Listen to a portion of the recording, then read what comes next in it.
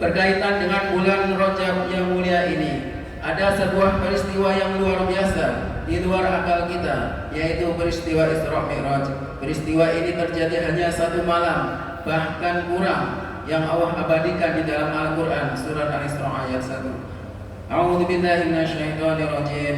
Subhanalladzi asra bi'abdihi lailan minal masjidil haram ilal masjidil aqsa alladzi barakna haulahu linuriyahu min ayatina innahu was-sami'ul basir. Maha suci Allah yang telah memperjalankan hambanya, yaitu Nabi Muhammad, pada malam hari dari Masjidil Haram ke Masjidil Aqsa yang telah diberkahi sekelilingnya, agar kami diperlihatkan kepadanya sebagian tanda-tanda kebesaran kami. Sesungguhnya Dia Maha mendengar, Maha melihat. Peristiwa Isra Mi'raj ini adalah salah satu mukjizat Nabi Muhammad SAW.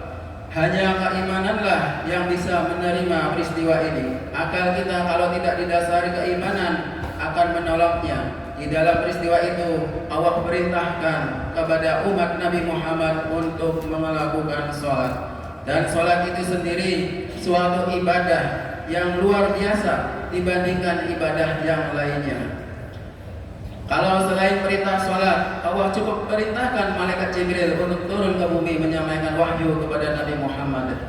Tapi perintah sholat, Allah perintahkan Jibril untuk menjemput Nabi Muhammad untuk menghadap Allah langsung. Peristiwa Isra Mi'raj terjadi setelah Nabi Muhammad hijrah dari Mekah ke Taif untuk tujuan mentauhidkan masyarakat Taif. Beliau bersama sahabat beliau, yaitu Zaid bin Harithah radhiyallahu anhu. Tapi apa balasan dari orang Taif kepada beliau? Beliau dan sahabat beliau mendapat perlakuan yang buruk. Ada yang melempari beliau dengan batu sampai kedua kaki beliau berdarah. Dan sahabat beliau yang berusaha melindungi beliau harus mengalami luka sobek di bagian kepala. Setelah berlari sekian lama dari kejaran orang-orang Taif, akhirnya Rasulullah dan sahabat beliau berlindung di kebun korma milik Utbah bin Rabi'ah. Singkat cerita dari peristiwa itu, akhirnya beliau dan sahabat beliau memberanikan diri kembali ke Mekah dengan suaka jaminan keamanan. Setelah peristiwa itu, Nabi Muhammad diisra mi'rajkan oleh Allah.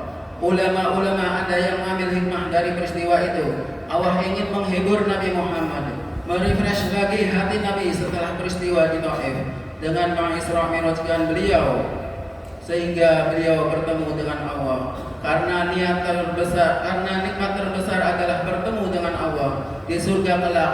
Puncaknya nikmat adalah bisa melihat Allah Subhanahu wa taala. Kenikmatan itulah kenikmatan surga. Semoga kita semua menjadi ahli surga. Amin ya rabbal alamin.